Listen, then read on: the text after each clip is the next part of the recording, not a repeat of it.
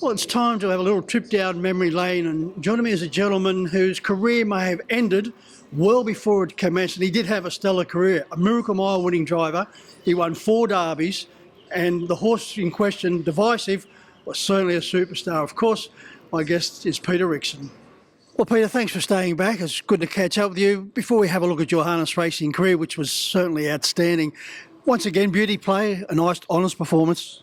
Yeah, she's going good. She's come back well, and she's got a bit better every season. I think she'll continue to be competitive around here, which is great. Saturday night's great, yeah. But your career in the carpentry business, how did that all unfold?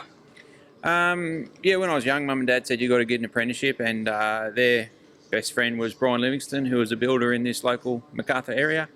And he gave me a job, and I moved up from Bega when I was 16, and it was like a home away from home at his place with Murray and him, and it was great. It was I did my apprenticeship with him, and we also had a lot of fun with the horses together too. He took me to all the gymkhanas, helped me get my licence. Yeah, he was great to me. For a while there, Will was following Dad down those footsteps? Yeah, I think it was just a way of getting out of school for Will. He never had any real interest in the building. He's just been horse mad from day one. So he helped me for a year until he got his car licence, and then he went off doing the horse thing. And it's so far it's working out good for him. Yeah. Yeah, we're going to have a chat about Will and also Ellen and Hannah shortly. But going back to your career as a carpenter, you turned up at Harold Park one night. You're only 24, I think you said. You had your hand in a splint, swathed in bandages, and I said to you, what's happened to you? And you can take up the story from there. Yeah, it was just a power saw kicked back through my hand, and I cut my hand pretty bad, cut the tendons, and had to have surgery, and I was out of action for a few months there. But overall, for my whole building life, touch wood, I haven't had too many serious injuries, and it was just one of those accidents that probably should have been avoided, but it wasn't, and I got through it luckily. Luckily is correct, because you probably went within a hair's breadth of not having the great career you did have. Yeah, maybe. I never really thought about it like that, but it was a bad cut, and I had to have surgery, and I was out of action for a while there, but everything worked out good in the long run, luckily. But you've got an outstanding reputation as a builder, plenty of work, and you must be amazed with the developments that are going around Club and Angle these days. Yeah, it's everywhere around here, isn't it? The roads and the traffic, and there's houses popping up everywhere. So, it's certainly a great area to be a builder in, yeah. Your father, Henry, great influence on your career, both in harness racing and in the building game. Yeah, he was a carpenter. He was a joiner, and I don't remember too much of that other than doing the odd jobs around home. But he was a good horseman, great horseman, and we used to break in a lot of horses. All my school holidays were helping him with horses, and he gave me a great sort of foundation really in the horses, and still to this day think of things he used to tell me. Yeah. Well, what was the main point that you learned from Henry? Oh, he was just great with young horses, and we used to really only ever have young horses. We didn't have many race horses, so I think it was just the young horses and getting them going, and I still enjoy that side of it now. Yeah. You have a happy knack, Peter, of keeping your horses racing consistently and going through long periods. Horses like GG Bob, Fly Like an Eagle, Ed Mendez, Dance and Deliver, and more recently I'm Prezi Bell, who's come back in outstanding form this season. Yeah, we've been having a good run. We've got a really handy team, and I don't know. It's just we get them into a system. It's not just me. Cindy's obviously a huge part, and Hannah helps us, and then Ellen and Will have also been great help. And we just try and get them in a routine and try and place them as best we can. The handicapping system has made it really hard to place your horses, but we just try and place them and keep them where they're competitive. And touch wood, it's going okay for us. An outstanding win by Prezi Bell a couple of weeks ago in the Mayor's Championship at Melton. And we know why Chris Alford is such a champion arrangement. That was just a pearler of a drive. Yeah, it was a great drive, and we had a bit of luck because the speed went on there, but she's a long way back, and she had a lot to do, with at the 800, and she did a great job. She's a great little filly. She sort of had a few problems along the way, but she's always had a lot of ability. So I'm so proud of the fact that she's actually got to show probably what we thought of her early on. Yeah. You mentioned your wife, Cindy. What a great partnership that it has been on and off the track. Yeah, it has. Yeah. So we've always touched wood, like in the Harold Park days, we always had, well, nearly always had, nice Harold Park horses, competitive horses, and yeah, we both work hard, but we enjoy it, and the kids have given us a new lease of life on it, really, having them driving them, and yeah, it's all working out good. We probably tend to forget the wonderful career Cindy had. She was very talented in both aspects, trainer and driver. Oh, for sure. Yeah, like the whole family. Like, she comes from a great family, and they're all hugely competitive, and she still drives a lot of track work now, and yeah, she was a great driver, and yeah, I mean, she represented New South Wales at a young age, and drove a lot of winners. Yeah. Of course, marrying into the family, being a Turnbull, Cindy, and then having the great AD Turnbull there, what advice did he give you, Pete? I'm not talking about when you asked for the daughter's hand in marriage, because no doubt he had some advice, but as a trainer and a driver, you just had that wonderful brain to pick from all the time. Yeah, he was great to talk to. He wasn't a man of many words, but you certainly picked up on bits and pieces, and yeah, I love talking to him about the Hondo days, and those great days that he had, and yeah, he's just just an absolute icon of the sport, and a great family man too. Like, absolutely adored all his kids, and then his grandkids. Like, he just in his later years, he just watched all his grandkids drive, and yeah, got a huge thrill out of all of them. Yeah. They certainly would have a great thrill out of Will, Ellen and Hannah. You must be proud, along with Cindy, the fact that their careers in harness racing have been outstanding. Their careers off the track, Pete, they've got wonderful relationships as far as having wonderful reputations. Yeah, thanks. That's great. Yeah, they are. They're all good, and they've all really love horses, I suppose, and they grew up with them, and they've all had really, Ellen had a lot of success early on, and she's venturing into other things now, and that's all Will's ever wanted to do. And Hannah started a bit later because the other two were so strong, but yeah, she's going really good now too, driving really well.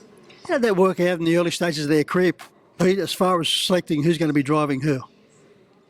Yeah, well, people say that, but it was really just, what horses might suit them, and, sometimes, yeah, I haven't really had too much trouble. Every now and then someone gets upset that they're not on it, but, overall, there's not too many blues, and obviously when they're all competing and they're all competitive, the Turnbull comes out in them, and they're really competitive. So there's the odd blow up, but overall everyone's pretty happy with whatever we decide. And their talent pushed that out of the sulky. Yeah, well, Cindy and I both sort of stepped aside when Ellen started, and I still drove a little bit against Ellen. And the really early stages of Will's career, I drove a couple of times against him, but basically once they started, we took a back seat and give them the opportunity to sort of get going in the sport. Yeah. You didn't take a back seat when it came to Divisive. What a wonderful association, and what a wonderful horse. And probably, Pete, we don't give him the recognition he deserves. 46 starts, 26 wins, 16 placings, 14 of them as a runner-up.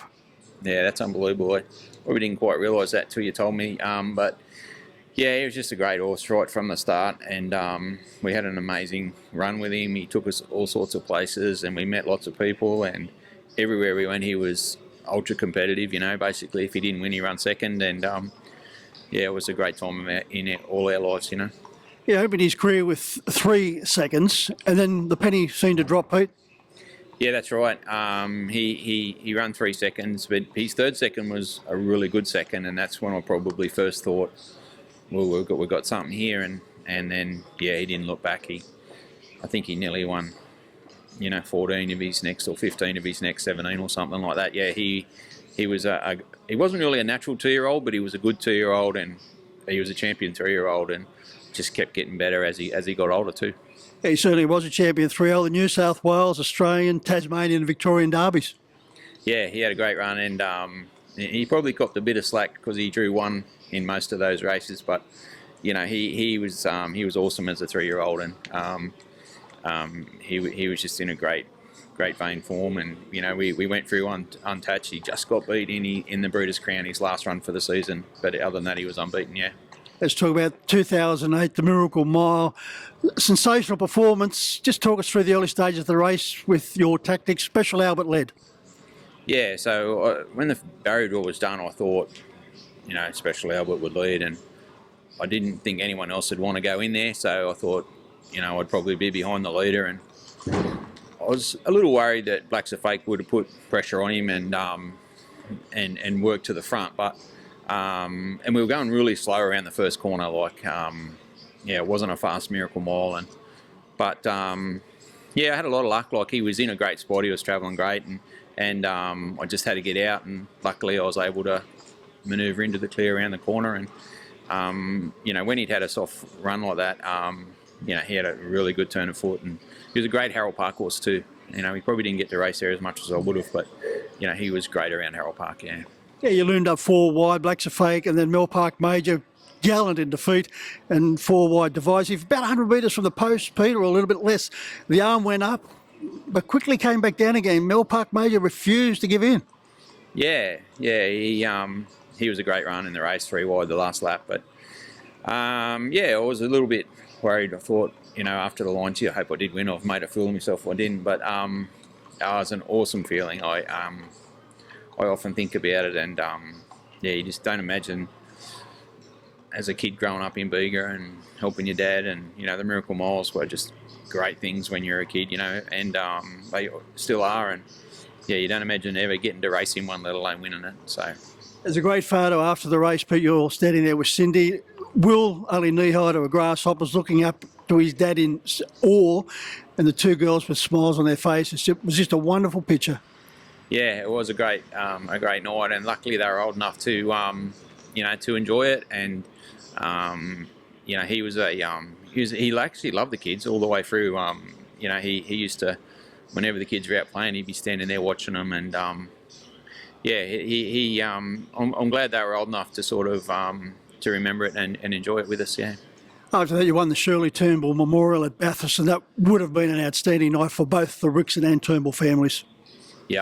Yeah, that was great, and he went really good that night too. And that was his last win, unfortunately. But he was going really good, and just unfortunately he had a bit of an injury when we went to Perth after that. Yeah, he finished second in the WA Pacing Cup behind Mr.